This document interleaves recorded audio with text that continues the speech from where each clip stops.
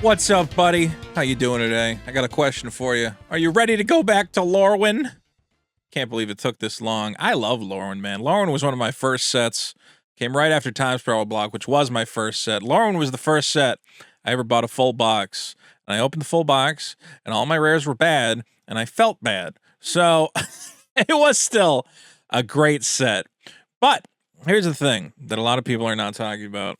Lorwyn's going to open up a lot of new decks. And there's a lot of cards that have completely fallen by the wayside that I think people are going to, the prices are going to come up and people are going to go, oh, I should have bought that. That was, in hindsight, that was obvious. Let's be clear. The 5 tribes are returning. The tribes are elves, fairies, merfolk, Kithkin. Well, there's no Kithkin to speculate on. Giants. And am I missing anybody? Did I say goblins? I don't know. The point is, look, you got fairies coming back. You got merfolk coming back. So there's some obvious things that you right now, if you're interested in any of these tribes, playing any of these tribes, pick them up now because the prices are going to go. Some of the prices I think are going to, these cards right now are bulk. These are cards that are bulk, 10 cents, 15 cents a card. Pick up a playset, and in a couple months, you're going to go, oh, that's a $5 card. Now, here's the first tribe I want to talk about. I want to talk about a couple things. And real quick, guys, we're trying to get this channel off the ground.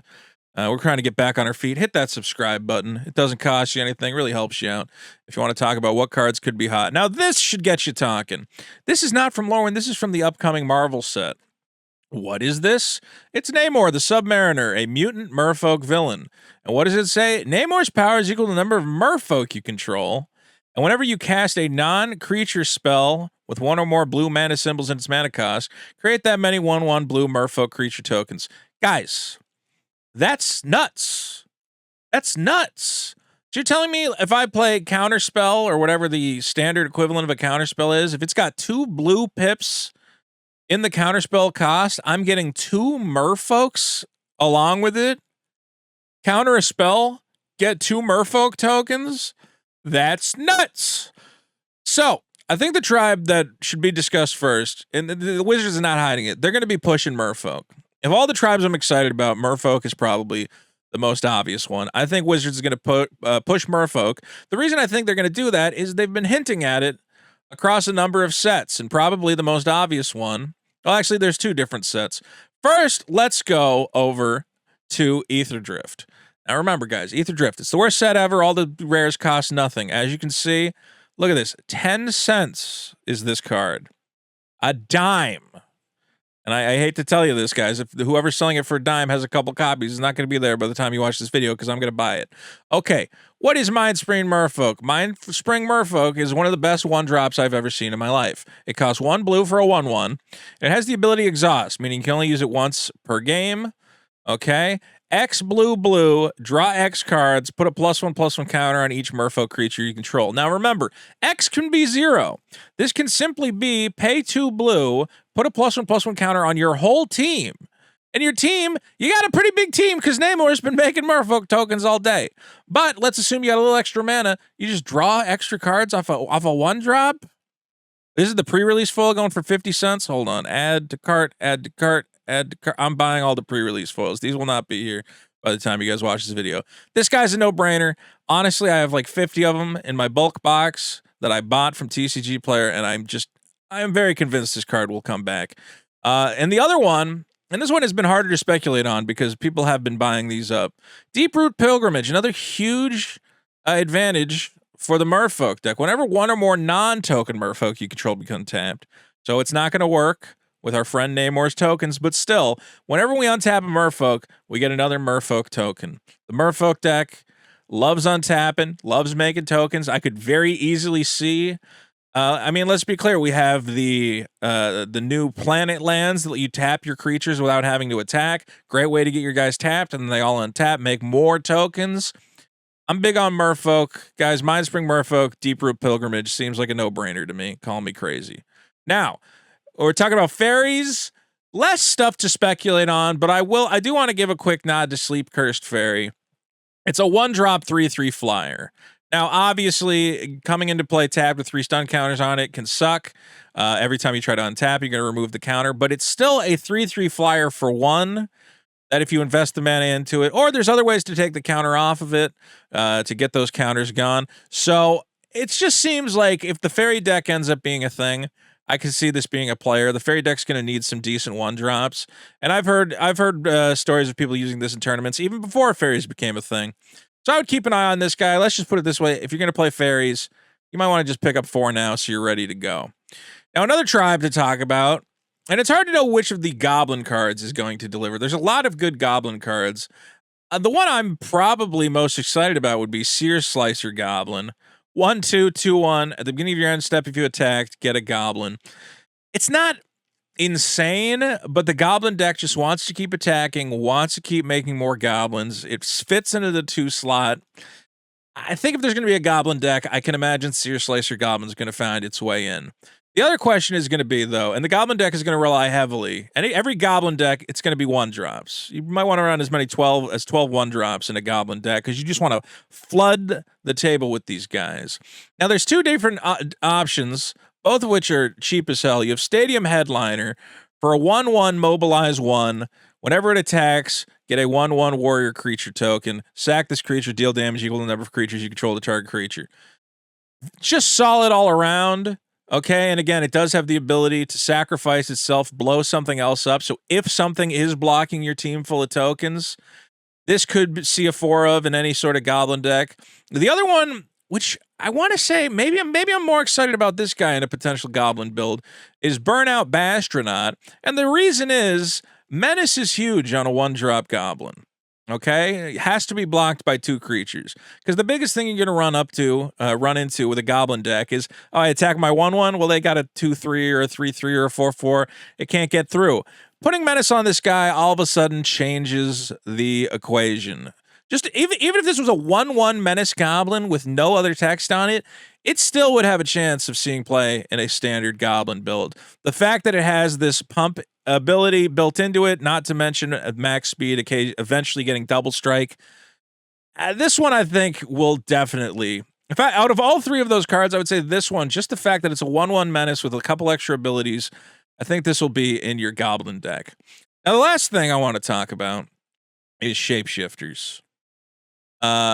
This is one thing that I think people have completely forgotten about, is that Lorwyn is the land of shapeshifters, creatures that are every creature type, which means cards that support various creature types. If there is a dedicated shapeshifter deck, you're going to have a lot of fun. One thing that jumped into my mind was Bloomborough, which had this great cycle of uncommon lands. Rockface Village is a great example.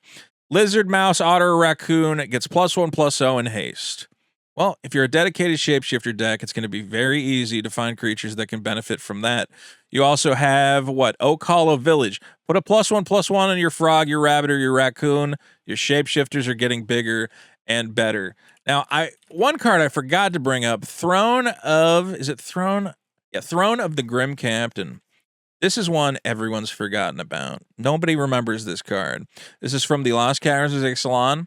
It's a 2-mana artifact that can mill some cards, put some cards in the graveyard, and it has the ability, if you craft it, and that means you have to have one of each of these in your graveyard. A dinosaur, a merfolk, a pirate, and a vampire. Costs 4. You're going to flip it over. What happens if you flip it over? All of a sudden you have a 7/7 Menace, Trample, Lifelink, Hexproof, where whenever it attacks, your opponent sacks a permanent, then you put a creature card that was exiled by it onto the battlefield, tapped and attacking. Guys, this card actually saw play in a very limited tournament environment. I forget exactly where, but if you look up Grim Captain deck, it's already put up results. And now you're going to have some cheap shapeshifters to make it that much easier to have a dinosaur, a merfolk, a pirate, and a vampire. Okay, turn 2, you drop the throne, you mill 2 cards. Turn 3, mill another 2 cards. Get your graveyard full of all this nonsense. On turn 4, you got 4 mana. You turn it on, you're attacking for 7. They're sacking a permanent, and you're getting an extra creature on the board. It has hexproof. They can't kill it if they want to. It has lifelink. You lost life, well, you're getting it all back. It has menace, they can't block it. And it has trample, and even if they do block it, you're still going to hit them and gain all the life. It's an insane creature. There's a lot of workarounds to get it on the board, but once it's on the board, other than a Wrath, it's staying. It's staying, and it's beating them to death. Now, here's going to be my last thing I want you to think about. Again, in the realm of shapeshifters, this is a card that when it came out, was a very expensive card. It's come down considerably. And I think people do not see the potential. That card, Mox Jasper. Now, what is Mox Jasper? Mox Jasper, and let's see if we can see the price history on this from 1 year. When Tarkir Dragonstorm came out, wow, some people paid $35, $20. It says it was pre-selling for $200. I hope nobody paid $200 for Mox Jasper. This is a zero cost. It's a Mox. We know a Mox. Zero cost artifact that taps for mana. Has a big thing, though. Only if you control a dragon. Most dragons, you know, the cheapest dragon you're going to see, maybe 3 mana, 4 mana. Most dragons cost 5, 6, or 7. So it was a kind of counterintuitive Mox. What's the point of a Mox that I can't use until turn 6? But, guys, do you really think Wizards is not going to print some bomb-ass 1-drop shapeshifter? They might print a couple bomb-ass 1-drop shapeshifters. I am really expecting there to be some cheap shapeshifter shenanigans going on in Lorwyn. We have all these different sets from the past couple years with a lot of tribal shenanigans. And I think shapeshifters are going to bring them all together. I think you're going to see a 1-drop, maybe a 2-drop, but regardless, you know what? We might even see a 0-cost shapeshifter. That's a stupid thing for me to say, but why not? 0-cost, 0-1 shapeshifter. It would be cool. Or maybe a land that puts a shapeshifter token into play. I think we're going to see a lot of shapeshifters floating around that we weren't expecting. And I think it's going to cause Mox Jasper to go up. Guys, right now you can get a foil. When else can you get a foil Mox for $13? This might be the last chance. Because you know what? A couple months after Lorwyn comes out and somebody in Modern realizes, hey, you can play this really cheap shapeshifter and play 4 Mox Jaspers. Remember, oh no, it is legendary. But regardless, they can go, hey, this is as good as Mox Opal. I got mana on I got extra mana on turn 1 off my shapeshifter. All I'm saying is if you don't have any Mox Jaspers, consider picking one up. $13 for a foil. I don't think you're going to lose. And at the end of the day, if it doesn't end up seeing play, you still got a great card for your dragon deck. Anyway, guys, those are just some of the cards that I'm thinking about picking up before Lorwyn comes out. But I'd love to hear from you. What cards are you looking to grab as we get towards Lorwyn Eclipsed? We did not talk about elves. Frankly, there's a lot of elves to talk about. So let me know in the comments. I've seen some of the elf cards are going nuts. I guess I left them out of this video because they're more obvious. But let me know in the comments what you're looking to grab. I think that this is an opportunity to really get ready. And again, I'm betting big on the Merfolk deck. I think Merfolk's the way to go. I think Shapeshifters are the way to go. I think Goblins will get a little help. But ultimately, Shapeshifters and Merfolk, that's what I'm excited about. And my Throne. Guys, I think the Throne's going to happen.